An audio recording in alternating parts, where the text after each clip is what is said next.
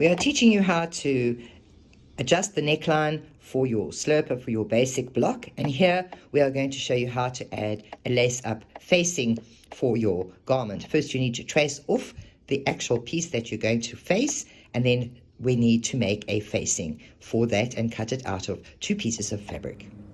Straight stitch the facing to the top half of the tracksuit top. You want to use a medium length stitch, and you want to stitch all around the neck and down into the V, across in a square line and up again towards the other end. Now we're going to clip the edges and we're going to overlock.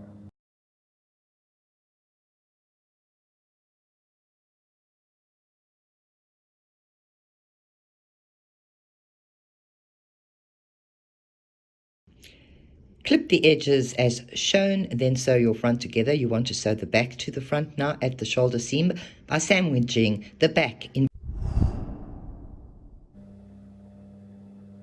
Now we're going to sew the front to the back, right sides together. We're going to start by sewing the shoulder seam, and you need to tuck the top of the shoulder from the back into the section on the front of the top and sandwich it between the neckline and the shoulder.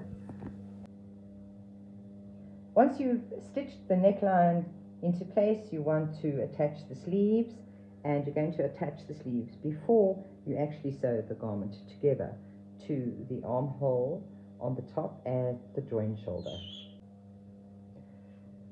And now that you have the side seams sewn together, all that remains is to overlock the hem at the bottom and hem the garment to add rib trim. We're going to add rib trim to the sleeves, and then we're going to put studs in the neckline with a lace up.